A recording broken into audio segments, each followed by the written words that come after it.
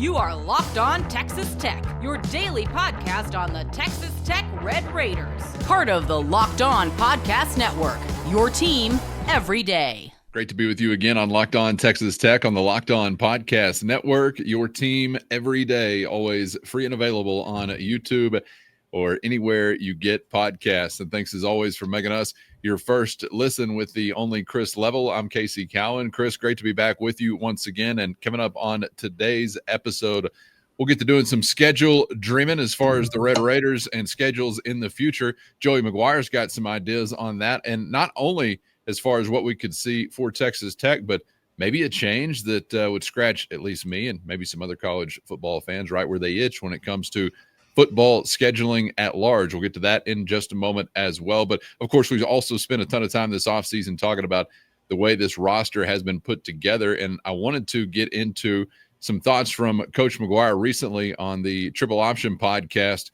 discussing really the science and the process behind this, and a company that's playing a large part in assigning values and metrics and things like that to potential prospects whenever they sort of set out to put together a hot board of sorts. Let's take a listen to Red Raider head coach Joey McGuire from the Triple Option podcast discussing this. You're really aligned right now. And more than me asking, it's like a collective group saying, what do we need to do? And that was one thing Cody really challenged us in July, even before the season. There were two worlds. Now there's one world, but there was two worlds that were going to operate at the same time. You had NIL as we knew it and know it, and then you had what was going to happen in revenue share. And we had an opportunity to take advantage of both of those. And those guys said, okay, hey, look, you get a guy on campus and he is your guy, like Mr. Joyner, our running back, don't let him leave. Mm-hmm. Don't let him leave. Like whatever that value is, and we've done a lot of research on it. We've got a couple of different companies we work with to, really study the values to where we have a real number. When you say real number and values, you talking about a position? Yeah, like a 5-star running back is worth X? Yes. So, and really with that company, it's more that a college running back, a guy that has played college football, that his NIL value is X, and he is going to increase the percentage of your team winning by Y. Wow. It's a great company. Wow. That That's works crazy. Football and basketball. Your alma mater, I think, may have been the first group to work with them. I could be wrong. Bama? Bama. I'm pretty sure they were the first. We was on the forefront of the cutting edge stuff, man. Coach. Well, at least for the value system of like what the player is. And then we have another group that rates players, college players, again, talking more transfer portal, 1 through 10, based on 10 being the highest NFL ranking down to 1. And so we take those two, and that's really how we got really aggressive in the portal. Okay. And so your second question, what needs to happen? We need to win the Big 12 this year. Chris, and that was Alabama running back Mark Ingram you heard interjecting there. Chris, I said on yesterday's show, I thought this was more art than science when it comes to roster building, but sounds like there's plenty of science involved as well, man. That was fascinating to hear. And as you know, there's plenty of people that believe in certain or some science and others that don't buy into it. I think what the way to explain this is, because this isn't like some company you can go Google and look up. This is like kind of off to the side. I think that Alabama, Michigan, Texas Tech, it's kind of like a one per league type scenario. I don't think it is cheap. I think it's quite costly, but it's a lot of it's a lot of legwork. It's a lot of info. And again, you kind of either buy into it or you don't, but it's all about mitigating risk. If we've got enough of these things that are pointing us to a certain player, and in the wheelhouses, we fit need, we fit classification, we fit position, we fit character. And then we've got this data that says, this player or these players are what you're looking for. And a lot of it is vetted or ranked or critiqued or however you want to phrase it. And then when you're pulling from two different, grading systems, and there's some synergy there. I think they, and this is why, like PFF, for example, Pro Football Focus, is they grade college players. They grade them after every game. Some people buy into it. Some people don't. They really love your portal class.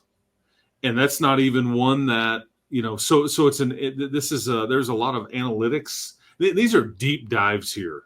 Yeah. These are companies that, like, because the one criticism about Pro Football Focus is, for example, they're going to grade every player in every game. Well, Pro Football Focus, they don't know what the assignment was for that player on that play. Maybe he's doing exactly what he was told to do, but it doesn't look right to the grader sitting there, like attaching a number to it. Okay.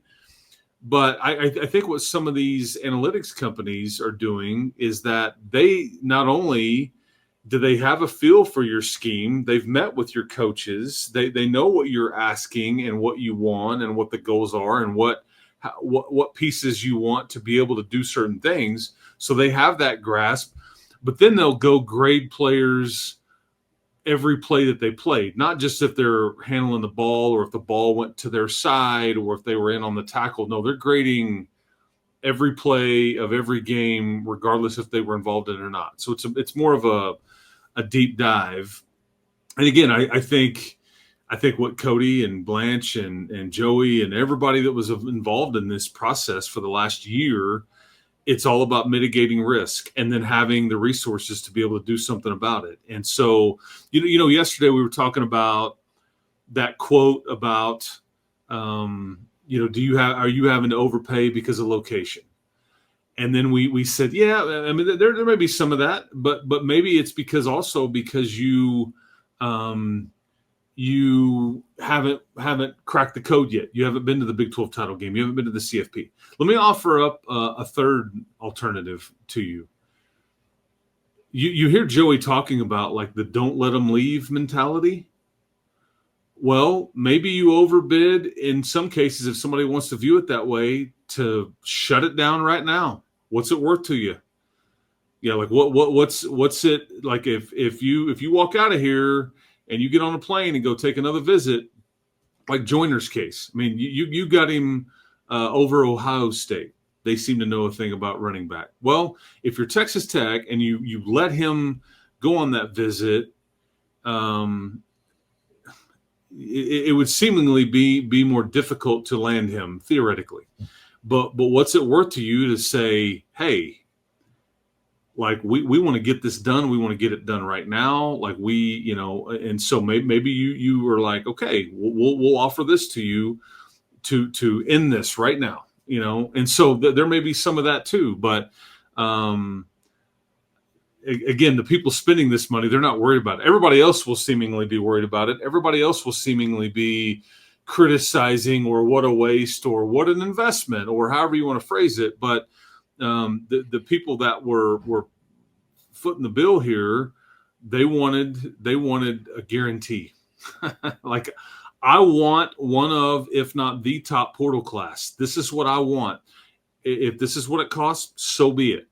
And they were able to go get that done by taking all of this information, these different companies, these grading systems. And that's the other thing too, Cowan, is that they had the ability, because they had the resources and the grades, to act very quickly. They could pivot really quickly. When all things are, people are coming in town, people are leaving town, people are entering the portal, people are on other visits, and you've got to be able to pivot and act very quickly. A lot of this allowed them to be able to do that. So they had a board, they had resources, they had an idea on cost. Get into the portal, get on campus in 36 hours. Let's get this thing done so we can move on to the next thing. So that also the financial resources and the grading and these usage of these outside companies allowed them to act and operate very, they were nimble and able to act. Because you remember this back in December, it was hard to keep it straight. Like, okay, who's here, who's not in town, who just got in? Who are you interested in? How many more guys do you want?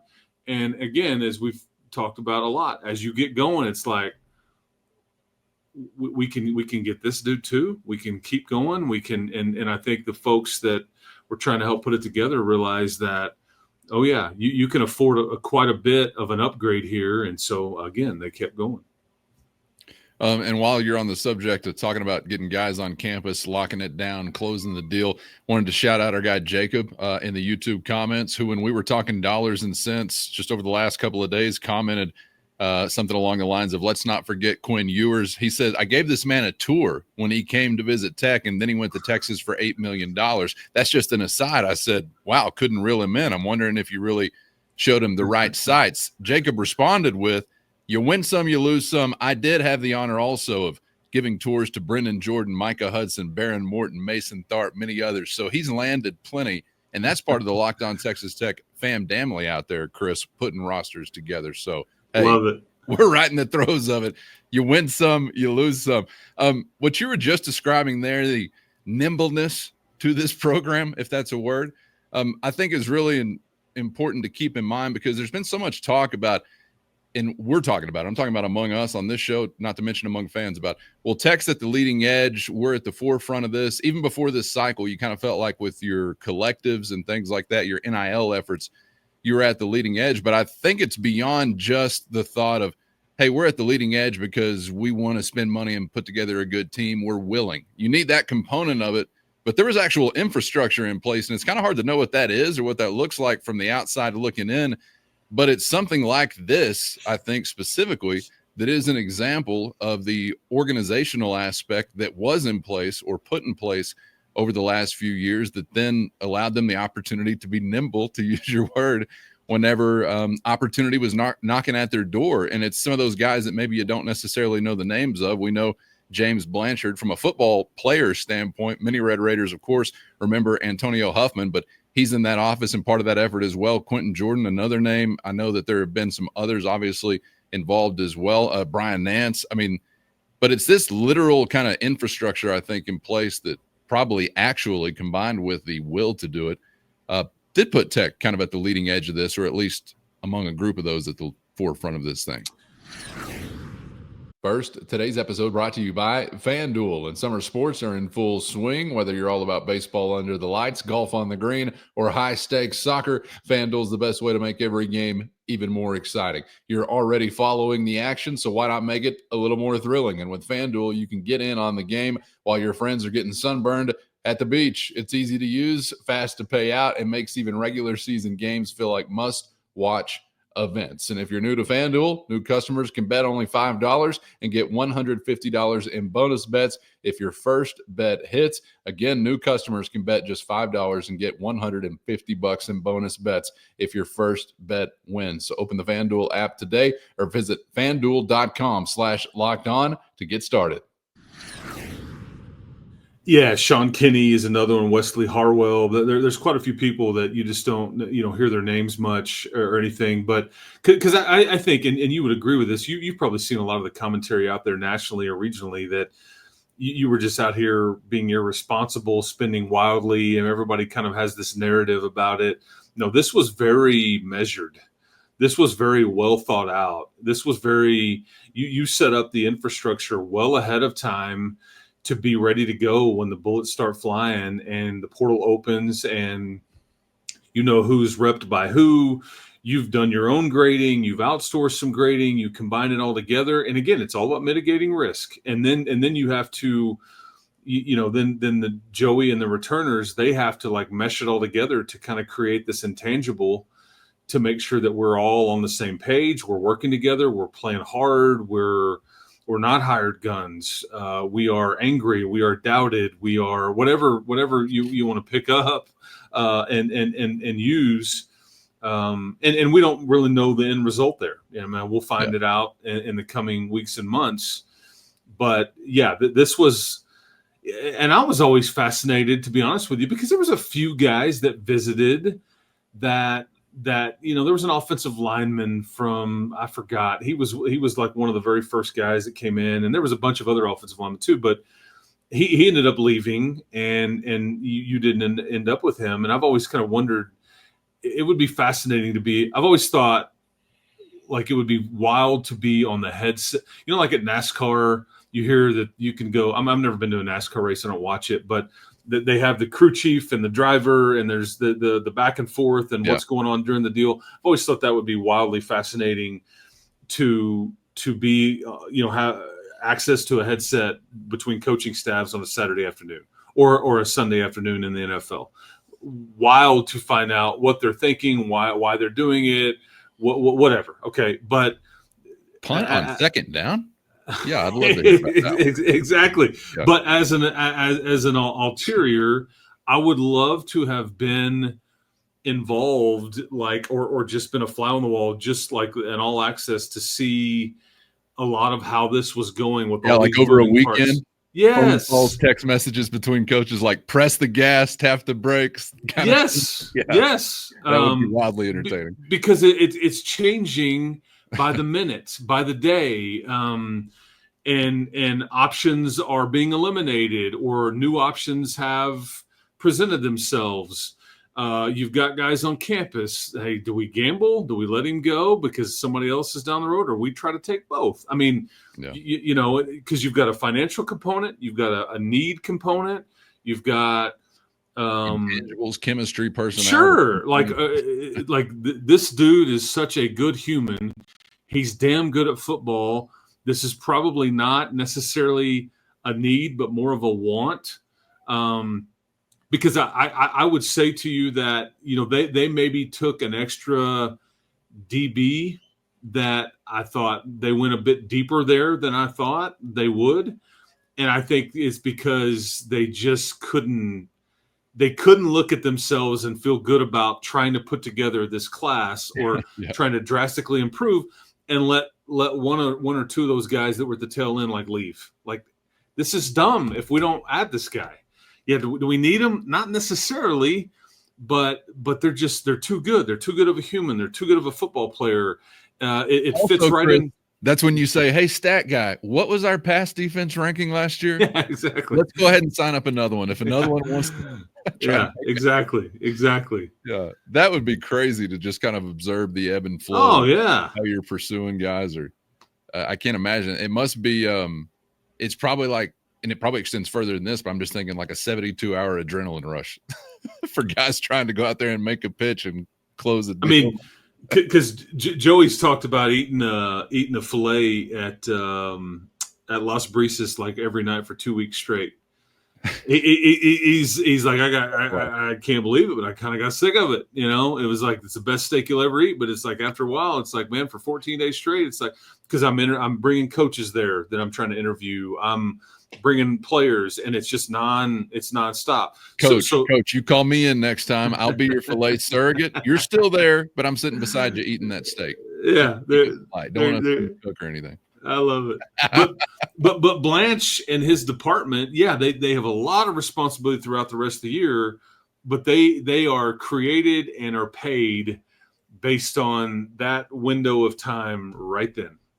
Large in part. Now, there's other heavy responsibilities too, but this is where they need to shine, and this is what the general manager and personnel folks around the country, when it's a time crunch, it's like, okay, we need you, and we need you right now. No sleep. Take a cot up to the old office and set up shop because I need your head on a swivel and keep that phone charged. Yeah, and thankfully the guy that's leading that effort, and James Blanchard, we brought you this comment before on the show, said that he is, quote, a psycho about it. So I think that's the kind of approach, psychotic commitment, competitive effort, and the like that you would like for someone in that position. But wild to hear even more about, the literal day-to-day kind of mechanisms that are in place and hopefully continue to be in place. You would imagine they would, particularly if you get a good result from that in the fall. So that's obviously what we're rooting for. Before we get out of here, Chris, I want to get to something that I'm rooting for as a Tech fan. I'm rooting for just simply as a college football fan, and I think the nation will join me in this. It's another thought from Red Raider head coach Joey McGuire on the Triple Option podcast recently, but this one pertaining to scheduling. You and I have touched on some comments that Coach McGuire has made specifically regarding Texas Tech's interest and dreams as far as future non-conference schedules are concerned. He's mentioned LSU by name. He'll mention them again here within this clip. But I also want to touch on something that all college football fans are likely interested in, and that's some of the scheduling timelines that we've become accustomed to as far as non-conference agreements, and whether or not that is maybe another apple cart that is ready to be upset. Let's get to Red Raider head coach Joey McGuire. We all four have got to do one thing. We either got to play 9 conference games or 8 conference games. Right. Right. And then if we play 8, then we got to play each other. But we do. There's no doubt, like Brian Kelly said it the other day about, the SEC and the Big Ten need to play each other, and I'm great with a home and home with LSU. I just want it to be the very next year. Our schedule was kind of crazy. My first year we played North Carolina State. I don't think we play them for another 4 years for some reason. So it wasn't a home and home. It is, but it wasn't a home and home that guys that got beat by North Carolina State get to come back in Lubbock, Texas, and play a team to where I can use that loss or win as a motivation factor. Right. Chris, I like dreaming big about Tech's future non-conference schedules, and certainly I think it's even maybe more pressing to make an effort there if you're Tech because of the dilution of your conference schedule with Blue Bloods walking out of the door and off of your league slate. This year, just some neighbors here in the great state, not even on the schedule, which, by the way, I may posit that no one has taken it tougher in the rear than Texas Tech fans from a scheduling standpoint. Can you tell me anybody in the nation that has lost more heat from a schedule than we have? And I mean down to right now, with not even Baylor or Texas Christian appearing. Why, God, why? A title maybe for another episode, Chris. But nonetheless, there's that aspect of what he's saying, but also the thought that in general, can we improve upon some agreement timelines when it comes to home and homes and returns, and daring even to dream possibly about consecutive seasons of seeing the same non-conference opponent? What do you think about all that wrapped up into one? Yeah, there's 2 recent examples, one of which I think was COVID related. I think the Wyoming example, because you played at Wyoming and we know how that went for you, and then you'd love to get them back on your campus the very next year and do the old payback thing. And it's unfortunate the way that game up in Laramie ended, but you don't play Wyoming until 2028. I think that was COVID related. You were supposed to have them on your campus first and had to punt and then, whatever. And I think I'm right there. But then, the NC State game, same thing. I mean, it's like, that's one of the worst road trips for a variety of reasons. It was a Saturday night. You lost. I remember sitting on the bus parking lot, or in the parking lot of that stadium, and it was like 12:05 a.m. And I'm like, you still got to get to the airport. You got to get home. I think we rolled in. The sun's coming up at like 5:30. You lost. It took a bit longer because of the Bryce Ramirez injury. Unfortunately, that's what, and so it was just a bad night in Raleigh. Just didn't go well. But you don't play, to Joey's point, you don't play them again until the 27th season. Nobody on your team at that point will have been a part of that first game in Raleigh. And that's what he's talking about. It's so like your basketball series with Illinois, that Grant McCaslin, I sure hope that they do make the return trip the very next year.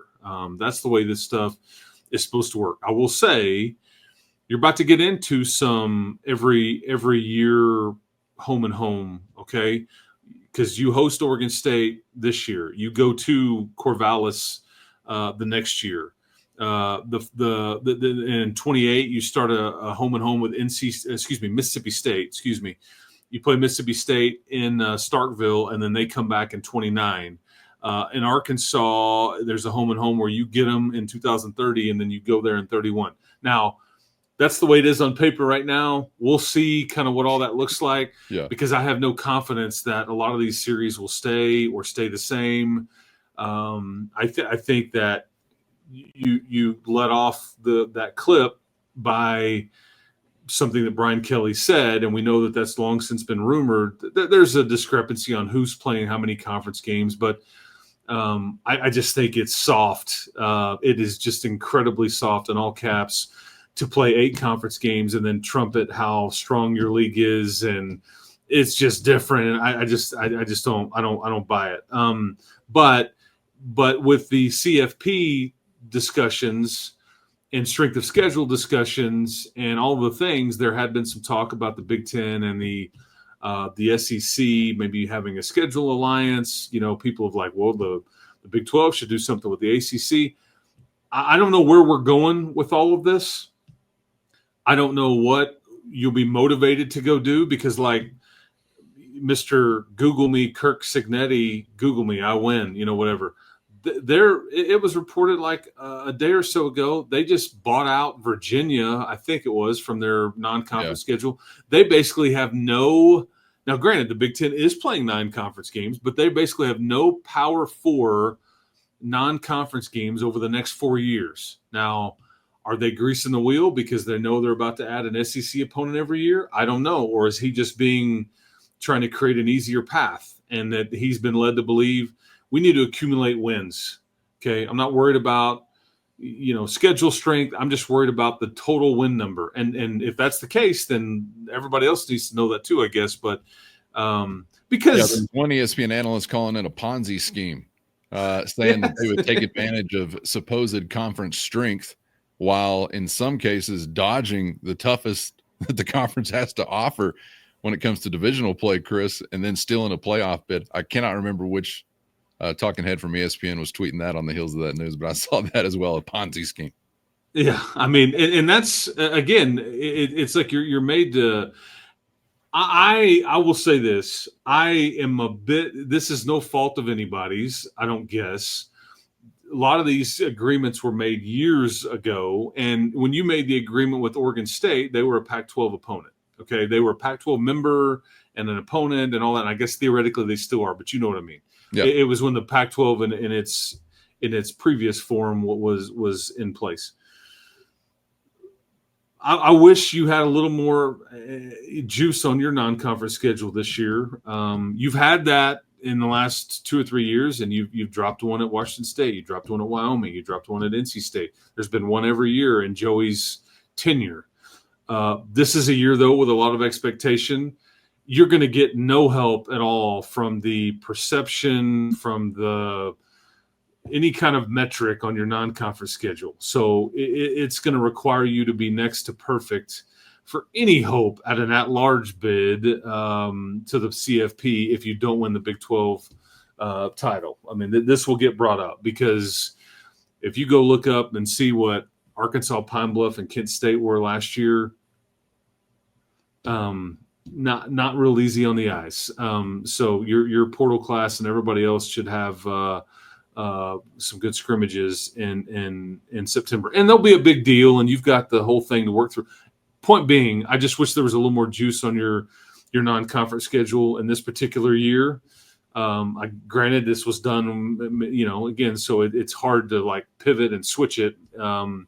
But anyway, and maybe you'll have to go. That juice is there. It's just all on the road in conference play, because if you go win in Salt Lake and in Tempe and in Manhattan, you'll certainly get it done, and nobody can look at that and go, oh, those are easy places to play. No, not the expectation with these teams. These are 3 of the supposed top teams in the conference. You've got to go to their place, and if you go 2-1 or 3-0 in that deal. But I don't disagree with Joey's point about home and homes need to be, bang bang, because it's, like the Wyoming thing. I mean, Craig Bowl was the coach that day. He's going to have been retired for 3 or 4 or 5 years before you even get a return game, and it's just, I don't know, it's a bit wonky from that standpoint, but that's. I got to tell you, it's painful that you even use Wyoming as an example, because I couldn't care less if Wyoming, we ever play them again. I know, schedule, but it sucks that we have a reason to be like, oh, we want to get back at Wyoming. I want some of that flesh. I can tell you that. I mean, I spent way too much time there. The lightning delay and altitude, and I'm drinking beet juice going before that game, and all that stuff, and then it just sucked. I absolutely sucked taking that one on the chin, and in overtime. But yeah, I would like a little recourse. So I mean, let's get the Pokes back here. But yes, I get what you're saying. Nobody's seen more gusto gone from their schedule than us. Tell me I'm wrong. Yeah, no, I mean, what do the scheduling gods have against us? We're here to hate. We're ready to hate. We're ready to be hated. We can make it a totally reciprocal thing. That's what we're looking for, but we're having to try to cook new things up every year. Like if I tell you 7 years ago, 8 years ago, 12 years ago, whatever many you want to go back in some of the sweet spot, that you're not going to play Texas A&M, Oklahoma, TCU or Baylor, you'd almost would have thought, well, I guess we didn't make it into the big boy club. I guess we've been relegated to the Mountain West or something like that. From the sport or something. Yeah, that's what some would have thought. And then there's juice on this schedule, but you got to squint and look hard a little for it. You got to muster up some care factor there. That's why I loved. I mean, it irritates people, but like when Sonny Dykes is popping off and perceivably taking shots at Tech, and other schools are taking shots at you, it may bother you, but in a way, it's a good thing. I mean, if there is competitive juice, I'm sure, because it'll matter in the standings and all that good stuff. Stuff will be on the line for the season, but we're severely lacking the kind of juice that comes even when two middling 500 teams meet up, just because they're from the same region or something like that. That's what actually makes college sports go. We're trying to get some of that back, and maybe we will in the future. But man, tough sledding as far as the scheduling fortunes and favors over the past, 10 or 15 years. Makes us tough though. All right, Chris, appreciate your time as always, man. Enjoyed it, and appreciate everybody for being out there. Get subscribed on YouTube or anywhere you get podcasts so you never miss a thing.